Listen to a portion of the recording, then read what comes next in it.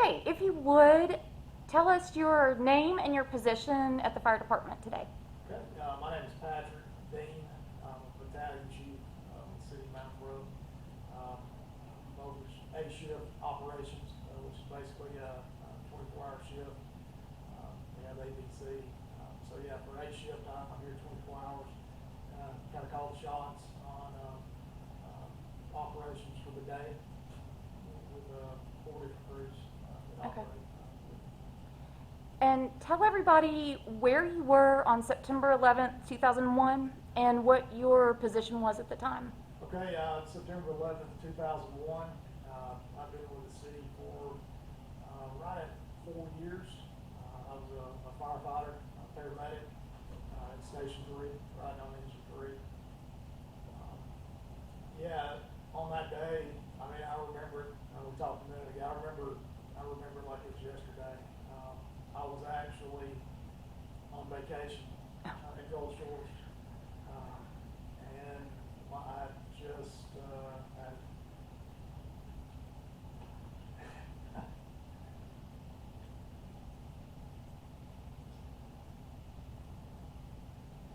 Oh my goodness, it's crazy. I just had a daughter. She was just over 2 months old, and so we'd taken a trip down to Gulf Shores.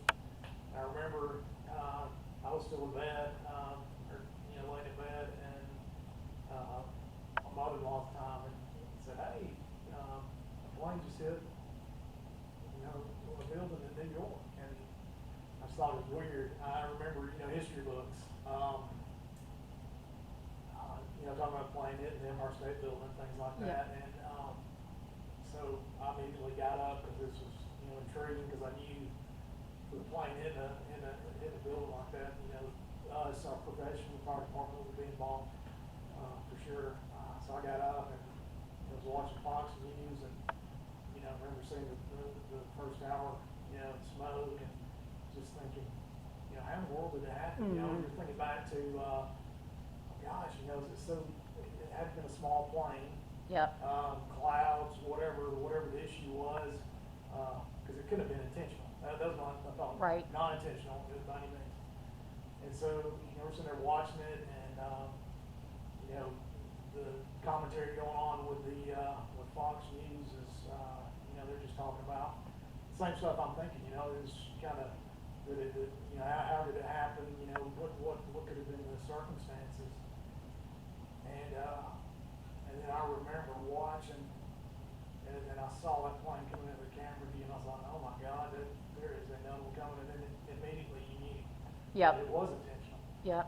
And so then, I'm glued to the TV. I'm on vacation, supposed to be enjoying myself, and for the rest of the day, actually for the rest of the trip, it's just like, what's going on? Because there's all this,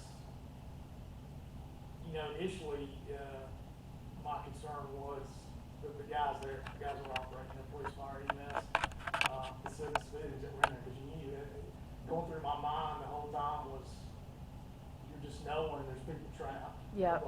That was one of my key things, and I just know that the guys, the firemen, I'm calling guys, the guys are going up to get them out, and that was it. And then the tower fell, and then it's just like, oh my God, that never even crossed my mind that was going to happen. Yeah. Never even imagined the collapse would happen.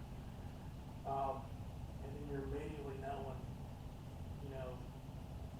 putting yourself, I was actually putting myself in the position of being there. Mm-hmm. As I'm watching it, what would I do? How would I be operating? What would be going on? And then when that tower came down, it's just like, how many guys just died, trying to get those people that you knew were above. Yep. And so yeah, it was kind of, it was traumatic. I know it's for everybody watching it, just a horrific visual, because you just knew there were, I'm thinking hundreds of people dead. It's funny because I think everybody had the same response. We were all thinking it was when most of us heard about it, it was a plane had already hit the World Trade Tower, and everybody thought, oh, it must be a small plane, like, you know, a kit plane, you know. Yeah. But then when I was watching it, I thought, well, gosh, it sure is a clear day. And, you know, I think everybody just thought, well, this is a fluke, you know, this is really strange. And then everybody saw that second plane come in, and it was just, everything unraveled from there. And people also, I think what's scary, and why I wish more people would go back and maybe read about what happened that day, is because while that was happening, you know, there was a plane headed toward DC, and there was a plane over Pennsylvania, and nobody knew about it at the time. We didn't know. And so I do remember it just kind of, well, not kind of, getting worse and worse as the day went on, because by the end of the day, we didn't even know where the president was, if you remember, you know. And I mean, the whole thing was just, it was really devastating. And I don't know that there's really a way to convey what watching that was like, you know. I agree. Yeah, and it was, you know, I got a little emotional at the beginning, I think, you know, with my daughter. And one of the things that eventually into the day is you realizing this was an intentional act, and that we were basically about to be at war. Mm-hmm. And my thoughts went to, you know, what have I just brought this tiny little girl into, you know? Mm-hmm. And that racked my brain for the longest time, because I just kept thinking, this is life as we know it is never, it's not going to be the same again. Mm-hmm. And I remember, you know, I was working part-time with an air medical transport helicopter, and when I got back, you know, working here and there part-time, and when we got back, air traffic had ceased. I mean, it was, I remember for a week, on my days I would show up there, and we couldn't fly because there were still heavy restrictions Yes. on that. And that took a while to get back, you know, into the norm. But yeah, it was there's a lot going on.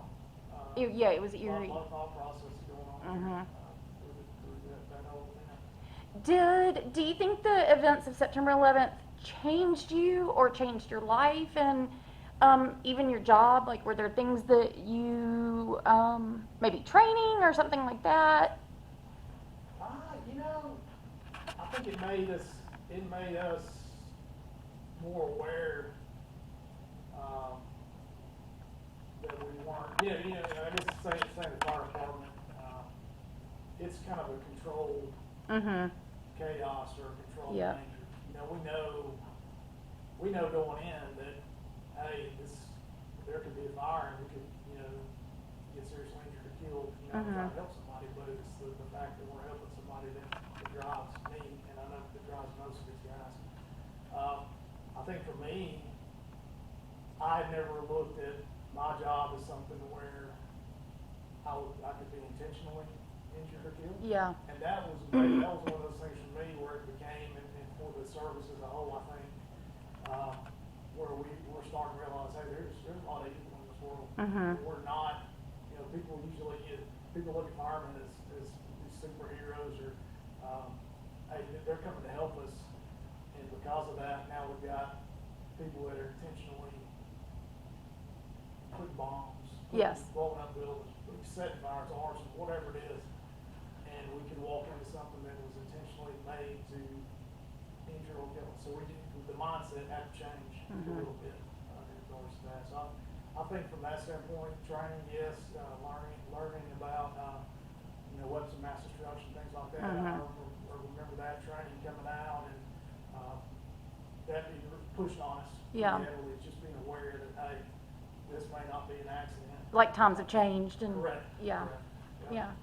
Yeah, that was one of the things that came up later in one of the books I read about September 11th, was the fear later, like in the following years, about like dirty bombs, or, you know, things that first responders would have to respond to, and then, you know, how do you,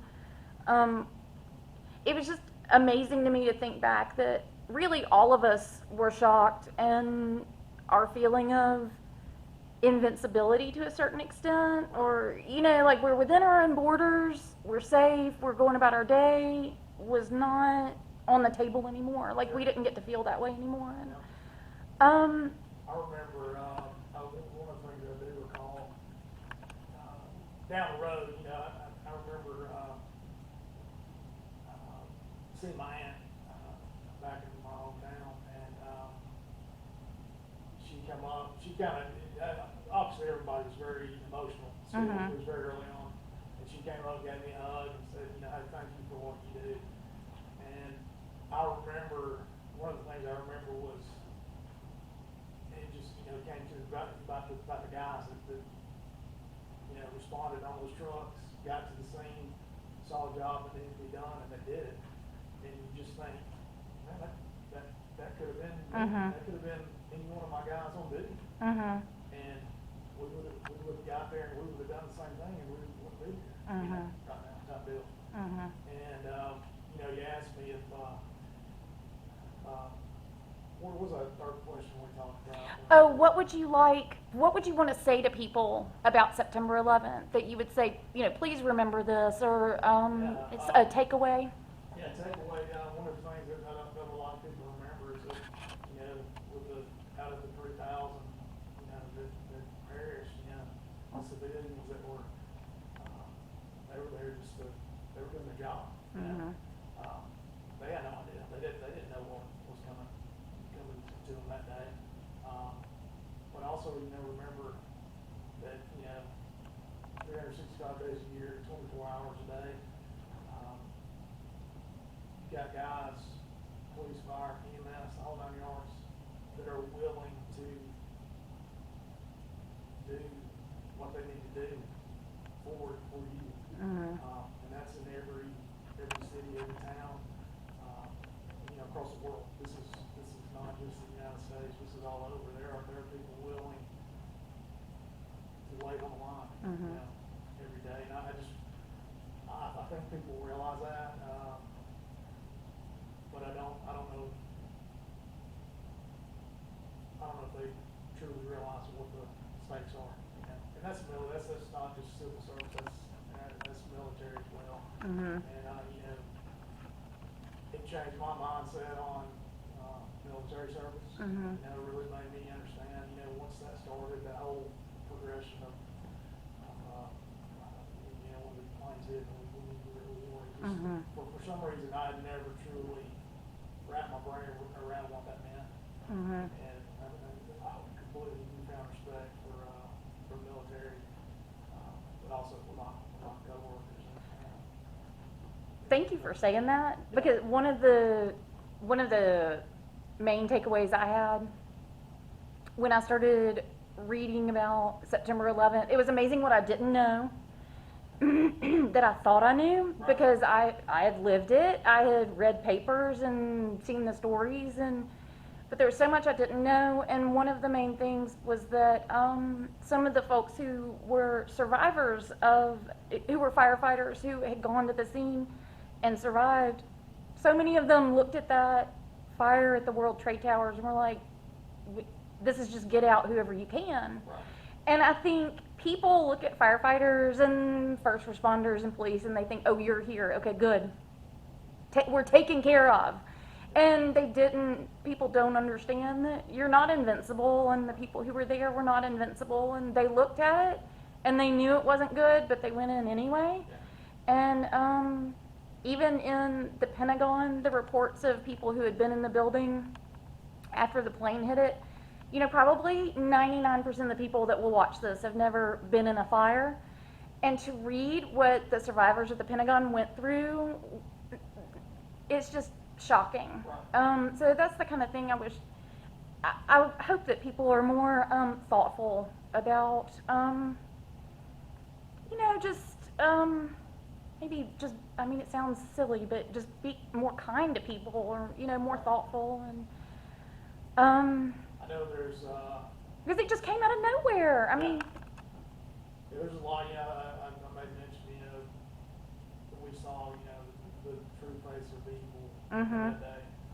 And with that being said, we also saw the true face of, you know, kindness and compassion and service that day. For sure, for sure. And on all realms. So, so yeah, it's, there's still a lot of good in the world. For sure. Thank you so much. Yeah.